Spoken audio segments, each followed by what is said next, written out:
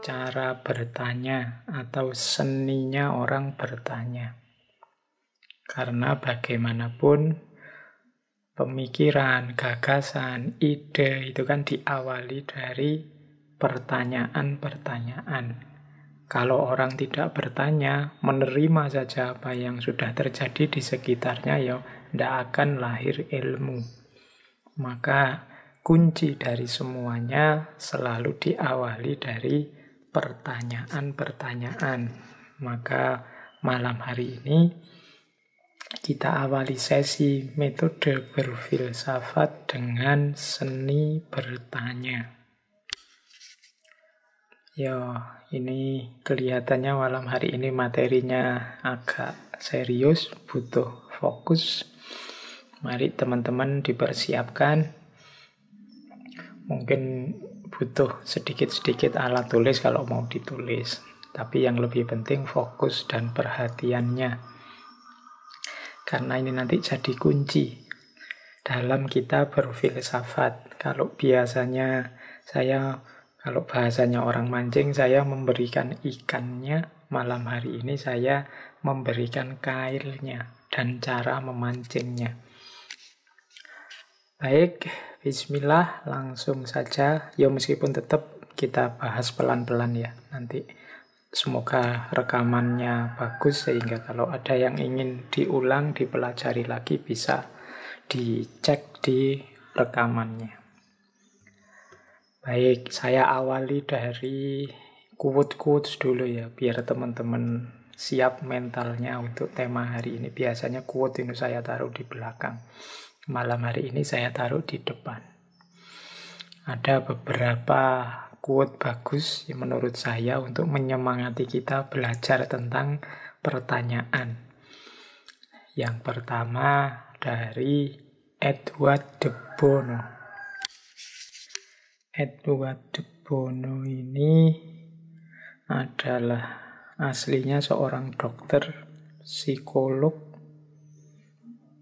penulis, filosof juga, konsultan juga.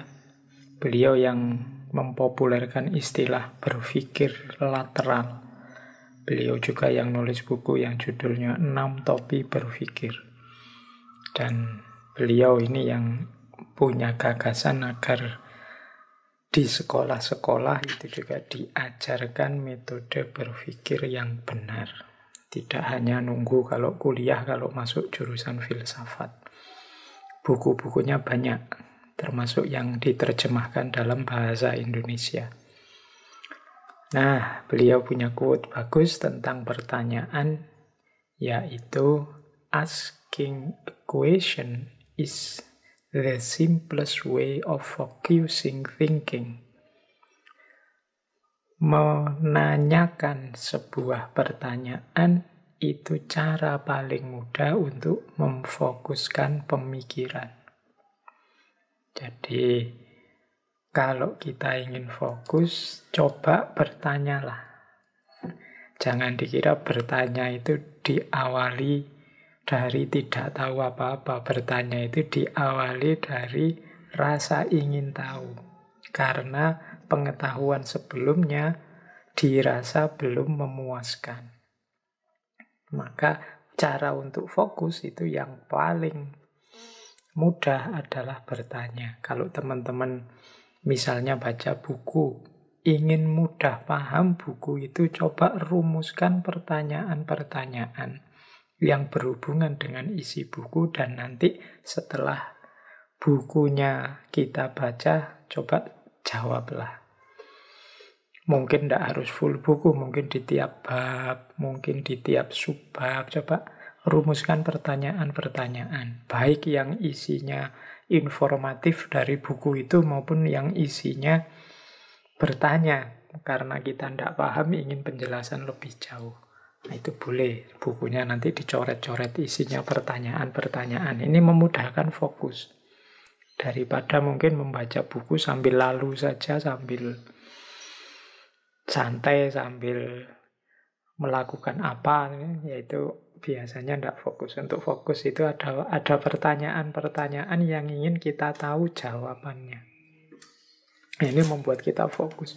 Malam hari ini misalnya, teman-teman kan sudah ngerti ngajinya, temanya adalah tentang cara bertanya atau seni bertanya. Mungkin sudah ada pertanyaan-pertanyaan di pikiran kita, cuma tidak kita rumuskan dengan baik. Boleh sekarang ditulis, misalnya dalam bentuk pertanyaan, bagaimana sih cara bertanya yang baik itu? Bagaimana sih cara membangkitkan minat untuk bertanya itu?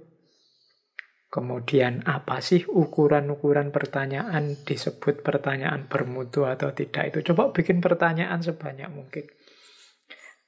Nanti kita akan lebih fokus mendengarkan ngaji ini. Karena apa? Kita punya pertanyaan yang butuh untuk dijawab. Filsafat itu lahir ya karena orang bertanya. Tidak puas dengan jawaban-jawaban yang ada sebelumnya yang dianggap mitos. Seperti dari zaman Yunani. Jadi orang bertanya, hari ini mengapa teman-teman kebingungan luar biasa, zaman hoax, zaman berita palsu, zaman informasi buatan, kita bingung, kita terombang-ambing. Mungkin karena kita terbiasa menerima, menelan begitu saja informasi. Kita tidak terlatih bertanya dan mempertanyakan. Sehingga akhirnya kita bingung sendiri karena kita tidak fokus. Tadi ada info A, sekarang ada info B. Mungkin besok ada info C. Dan kita bingung tentang hal yang sama, infonya macam-macam. Itu karena kita telan begitu saja, tidak pernah mempertanyakan. Makanya kata Francis Bacon, a prudent question is one half of wisdom. Pertanyaan yang serius, yang baik, yang hati-hati adalah setengahnya kebijaksanaan. Jadi ini quotes dari Francis Bacon yang dulu pernah kita bahas satu sesi penuh. Tokoh yang memicu lahirnya modernitas di Barat. Jadi pertanyaan yang kita susun dengan baik, dengan hati-hati, dengan bijaksana, itu adalah setengahnya kebijaksanaan. Jalan untuk menuju kebijaksanaan. Sama seperti Peter Abelard. Peter Abelard ini filosof juga. The key to wisdom is this. Constant and frequent questioning. For by doubting, we are led to question. By questioning, we arrive at the truth. Kunci dari kebijaksanaan itu ini, katanya Abelard. Ini maksudnya apa? Constant and frequent questioning. Bertanya secara kontinu dan berulang-ulang. Tanya lagi. Semakin banyak pertanyaan, semakin luas wawasan kita. Karena dengan meragukan sesuatu, kita akan terbawa kepada pertanyaan, dan dengan mempertanyakan sesuatu, kita akan sampai pada kebenaran. Kita ragukan, kita tanyakan, akhirnya kita sampai pada kebenaran. Kalau apa-apa kita terima begitu saja, ya mungkin kita akan terjebak, kita akan tersesat dalam yang kita anggap kebenaran, padahal mungkin tidak. Biar tidak terjebak ke sana, ya satu-satunya jalan adalah ayo bertanya. Jangan hanya menerima.